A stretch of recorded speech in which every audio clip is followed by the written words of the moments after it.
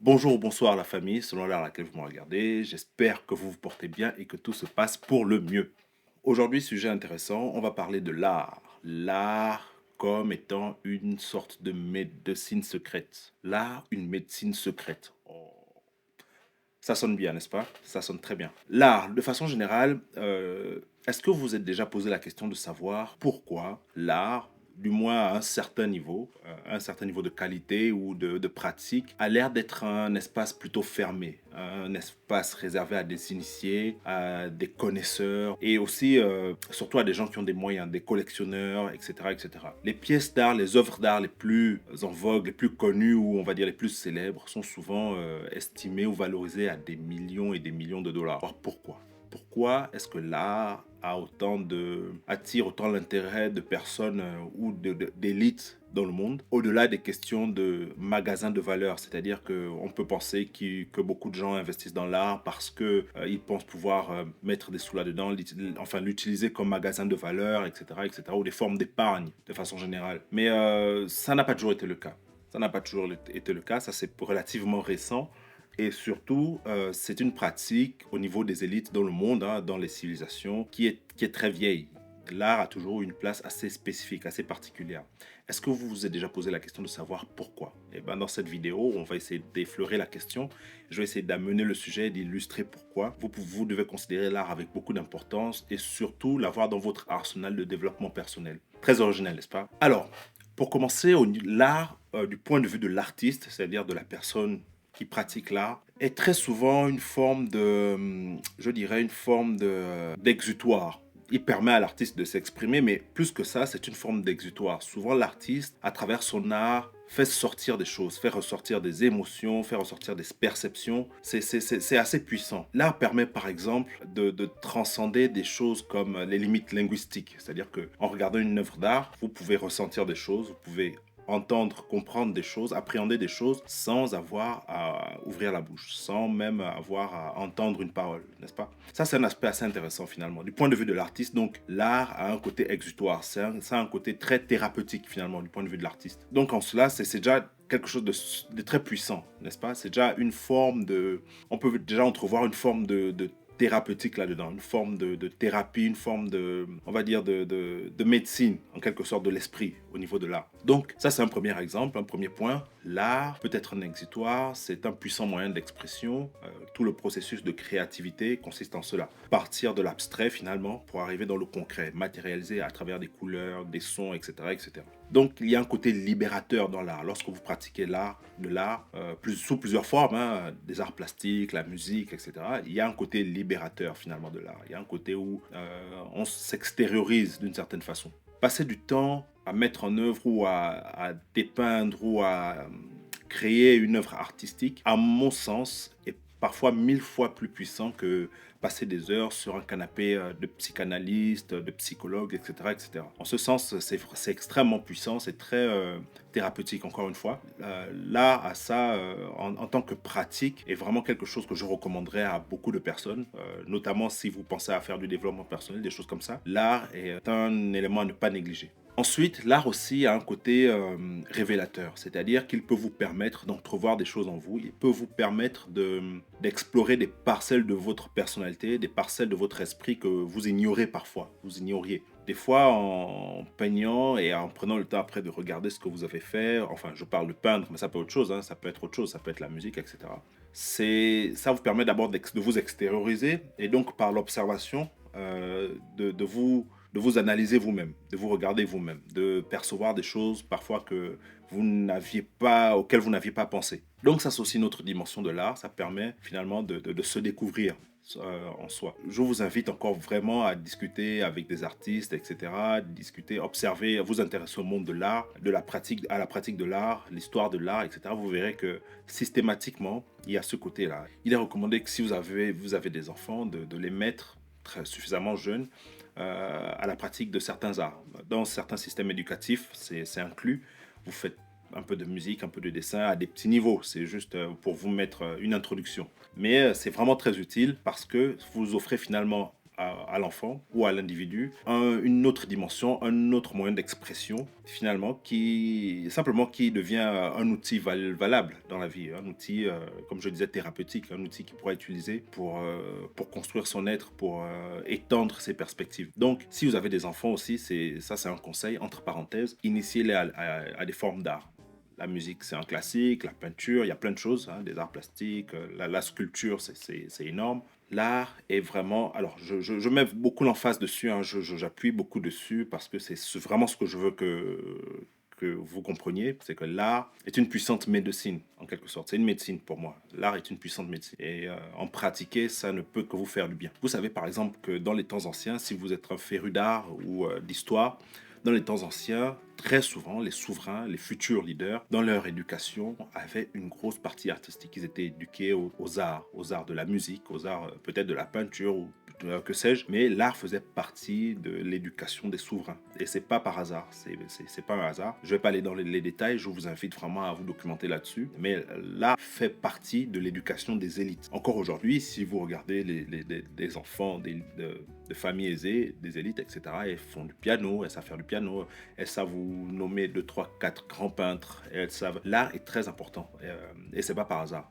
Au niveau des élites, vous verrez que c'est quelque chose, c'est une constante dans l'histoire de l'humanité, hein. Et ça remonte à très très très loin. Il n'y a pas d'âge par contre pour se mettre à l'art, pour pratiquer de l'art, il n'y a pas d'âge. C'est à tout âge, hein. À moins que vous vouliez vraiment en avoir une pratique professionnelle, en faire une activité principale, il n'y a pas vraiment d'âge. Vous pouvez vous mettre à plein de choses de nos jours, la peinture, avec tout ce qui est digital, la photographie, la musique, la sculpture, il y a tellement de formes d'art. Tout dépendra de votre personnalité, de ce que vous aimez, de ce qui vous parle. Trouvez une discipline, faites-en une activité ou une sorte de, pas de distraction, mais une sorte d'activité récréative pour vous comme ça, de temps en temps, si vous avez des vacances, visitez quelques galeries d'art, visitez des stands, des salons d'art, passez du temps autour d'artistes, discutez avec des artistes, ou sinon, mettez-vous vous-même à en faire un peu, pourquoi pas aller acheter un tableau et deux, trois pinceaux, quelques couleurs et commencer à faire quelque chose. Rien que l'acte là, je vous assure que d'un point de vue thérapeutique, c'est vraiment, c'est énorme. Ça apporte beaucoup, c'est le genre de choses qu'on ne peut pas expliquer, qu'on ne peut pas décrire, mais il faudrait, ce que je fais là, c'est justement vous encourager à regarder un peu à ça, et puis pourquoi pas, si vous faites du développement personnel, d'ajouter ça à votre arsenal, à vos outils. Donc encore une fois, hein, l'art, du point de vue de l'artiste, du point de vue de la pratique de l'art, a quasiment que des bénéfices. C'est énorme en termes de santé mentale, en termes de thérapeutique, en termes d'expression, d'expressivité. Je vous signalais tout à l'heure que dans les élites, au cours de l'histoire, là, je crois que l'art est peut-être l'une des plus vieilles traces humaines dans l'histoire de l'humanité. Regardez tous les anciens monuments, c'est quoi? C'est des statues, c'est des peintures, les peintures jusqu'aux peintures rupestres, etc. L'art est vraiment quelque chose de très puissant. C'est quelque chose que je pense tout le monde, en tout cas toute personne intéressée au développement personnel, devrait regarder ou en faire un petit peu, en pratiquer un petit peu. Peu importe. Exemple personnel, je fais un peu de photographie. J'ai un petit Instagram, peut-être que je mettrai le lien là en dessous pour que vous regardiez un peu ce que je fais. Je fais un peu de photographie. Plus jeune, bon ça c'était un peu la mode, hein, je faisais un peu de beats. Je joue pas particulièrement d'instruments, mais vous savez, c'était un peu avec les ordinateurs, etc. On peut faire pas mal de choses. La pratique de l'art, en dehors de tout ce que vous faites comme activité professionnelle et autres, est quelque chose que je recommande vivement. Alors si vous n'arrivez pas à y mettre beaucoup de temps, ce qui est le cas de beaucoup de personnes, de tout le monde, hein, moi y compris, trouvez quelques heures, ou profitez de quelques vacances de temps en temps pour peindre un tableau, lire un peu sur la photographie, vous initier à quelque chose, quoi, et essayer d'en faire un peu. Je vous assure que c'est c'est très puissant, c'est vraiment très important. C'est aussi, dans un pays, dans une culture, l'art est un vecteur très important, un vecteur. Pourquoi vous croyez que les puissances, observez toutes les puissances mondiales, dès qu'elles arrivent à un certain niveau, elles commencent à regarder sérieusement à l'art, à la diffusion de l'art comme étant un élément de diffusion culturelle, mais l'art donc devient un atout extrêmement important. Ils commencent à produire des films, ils commencent à vouloir répandre leur culture, des poèmes, des choses comme ça, à valoriser leurs artistes, leur musique, etc., etc. Regardez encore une fois, dès qu'une nation atteint un certain niveau de puissance ou de grandeur, l'art est fondamental, devient fondamental. Et c'est une façon de s'étendre aussi. C'est un vecteur extrêmement puissant de beaucoup de choses. Donc l'art du point de vue de l'artiste, de la pratique artistique, c'est quelque chose que je recommande à tout le monde. Vous n'avez pas besoin d'être un Da Vinci ou je sais pas trop quoi. Essayez comme ça, si vous faites du développement personnel, de vous y intéresser, d'en pratiquer, de vous initier à ça. Si vous avez des enfants, intéressez-les à quelque chose, un minimum. un peu d'art, un peu de peinture, peut-être un peu de musique, un grand classique, apprendre un instrument, faire un peu de culture, de sculpture, pardon. Donc voilà, l'art c'est très important, c'est très intéressant, c'est un outil très très très puissant et qui ne coûte pas grand-chose au final. Ça ne coûte vraiment pas grand-chose, il faut juste s'y intéresser un peu, ça, voilà, ça permet d'ouvrir l'esprit, d'aérer l'esprit, de respirer aussi. Alors, par contre, du point de vue de l'observateur, quand vous êtes un amateur d'art, vous regardez des œuvres, etc., etc. Eu égard à ce que j'ai dit précédemment sur la pratique de l'art et ce que l'art est, la puissance de l'art, je pense qu'il est aussi important de signaler qu'il ne faut pas s'exposer à toute forme d'art. Vous savez, j'ai mentionné que l'art finalement était un moyen d'expression, permettait parfois de refaire sortir des choses de soi, etc., etc. Donc il est assez intuitif de se dire tout ce qui ressort n'est pas forcément positif, n'est pas forcément quelque chose de sain ou de... Donc il ne faut pas non plus s'exposer à toutes les formes d'art, même si il existe vraiment de tout, hein. Il y a des arts très noirs, hein, très sombres, ça c'est très important à signaler. L'art est très puissant, est vraiment très puissant. C'est comme un peu, imaginez-vous un peu vous mettre dans la tête d'un malade mental. Vous savez que beaucoup d'artistes célèbres, beaucoup d'artistes reconnus mondialement, étaient connus pour avoir aussi parfois des problèmes psychiatriques, qui parfois ils étaient traités parfois de fous, etc. Parfois c'était peut-être pas de la folie, hein, c'est juste des questions d'époque. Parfois c'est des gens qui avaient simplement des esprits assez, on va dire, très élastiques, hein, mais toujours est-il qu'ils n'avaient pas des personnalités classiques. Hein, comme tout le monde. Et évidemment, dans le lot, parce que voilà, il y a toujours les deux faces, hein, les deux côtés, tout n'est pas positif, n'est pas nécessairement lumineux. Et donc, voilà, et bien que l'œuvre artistique, la production soit top niveau, il n'est pas donné à tout le monde, ou il n'est pas, à mon sens, hein, bon de s'exposer à toutes les formes d'art. Peu importe la beauté de l'œuvre, la performance artistique, mais vous mettre dans sa tête, finalement, c'est un peu comme absorber finalement un peu de ça, absorber un peu de sa négativité, de sa noirceur. Donc, il faut faire très attention aux formes d'art auxquelles vous vous exposez. Et c'est relativement souvent intuitif. Vous verrez si quelque chose vous parle ou non. Vous verrez tout de suite à quoi vous avez affaire. D'ailleurs, à mon sens, hein, je trouve que la scène moderne publique artistique est remplie de cochonneries. Faut faire notamment dans le monde de la musique et du cinéma. Il faut faire très attention à ce qu'on regarde, à ce qu'on écoute, à ce qu'on consomme, etc., etc. Encore une fois, c'est absorber des choses négatives qui sont inutiles. Alors, projetez-vous cette image-là, essayez de voir, de penser à ce que ça veut dire de se mettre dans la tête d'un psychopathe, de quelqu'un qui est malade. C'est vous mettre dans des états, des situations qui ne sont pas positives du tout. Alors que dans l'autre sens, si vous vous exposez à des choses qui sont belles et puissantes, c'est un peu comme tricher finalement. C'est vous absorbez de la positivité, vous absorbez des choses très lumineuses. Vous savez, j'ai fait une vidéo, je mettrai sûrement le lien là quelque part là sur la vidéo, où je parlais de 5 éléments à prendre en compte pour remettre son être enfin rééquilibrer son être d'un point de vue énergétique. Et là-dedans, je parlais de l'aspect émotionnel par exemple, ou enfin et d'autres aspects, ou d'énergie positive et négative. Ben, ça, l'art par exemple, c'est un moyen qui permet de tricher un peu finalement. C'est très puissant et ça peut avoir des effets très rapides. Parfois, insoupçonnés. Vous ne savez pas, vous ne réalisez pas forcément sur le coup ce que ça vous apporte, mais c'est très bon de se mettre, de s'exposer à des choses lumineuses d'un point de vue artistique, des choses qui sonnent bien, des choses qui sont belles. Prenez le temps, encore quand vous avez du temps, prenez du temps. Si vous avez des vacances, regardez s'il n'y a pas une exposition quelque part, allez regarder des œuvres, lisez un peu sur le peintre, ce qu'il fait, qui il est, ce qu'il essaie de faire dans son art. Allez regarder ça, observez ça, allez regarder des sculptures. Alors, côté musique, ça c'est le classique, hein, etc. Mais bon, moi je suis plus enfin j'écoute des musiques un peu plus niche, on va dire, maintenant de nos jours. Hein, je suis plus jazz, funk, parfois, quand je joue un peu, mais sinon c'est plus jazz, des choses un peu plus... Il y a parfois pas mal de belles scènes où vous écoutez de la bonne musique, de la bonne qualité, ou même encore, il y a aussi de la bonne musique africaine qui vous illumine simplement. Hein. Ça c'est pas un débat. Il y a plein de choses belles à voir. Exposez-vous à de belles choses. Ça, je vous assure que c'est de la triche. Ça a un côté thérapeutique que vous ne soupçonnez pas. Ça vous permet aussi d'aiguiser votre goût, d'aiguiser votre œil à l'appréciation simplement de belles choses, ou de découvrir simplement vos goûts, hein, d'un point de vue artistique, ce que vous aimez, etc., etc. Et visiter des salons, des arts, des galeries, des expositions, ce genre de choses-là. Encore une fois, ça vous permet finalement d'apprendre plus aussi sur vous-même de ce point de vue-là. Petite parenthèse sur les arts africains. Étant africain, on va parler un peu de l'art d'un point de vue africain. Je vais faire une petite parenthèse, hein, c'est vraiment sur un aspect spécifique, parce que je crois que d'un point de vue artistique, en Afrique, on est juste bourré de... Et je trouve que la reconnaissance qui est faite aux artistes en Afrique, je trouve que tous les Africains, moi inclus, on est très ingrats envers les artistes en Afrique, parce que je pense que... enfin, on ne mesure pas ce qu'on leur doit en tant que tel. Dans tous les domaines, hein, des peintres, des musiciens, etc. Bref.